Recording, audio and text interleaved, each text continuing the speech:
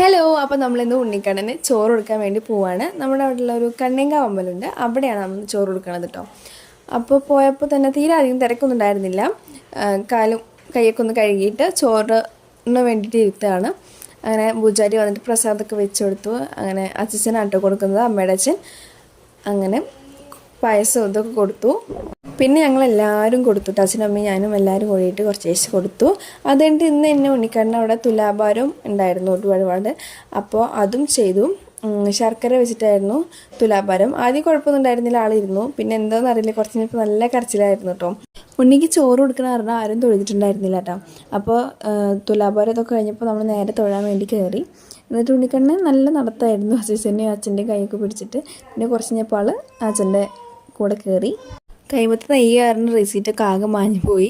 അപ്പം 2 വെടിക്കെട്ടും നമ്മൾ ചീട്ടാക്കിയിട്ടുണ്ടായിരുന്നു. അപ്പോൾ അതും കഴിഞ്ഞിട്ട് നമ്മൾ നേരെ വീട്ടിലോട്ട് വന്നു.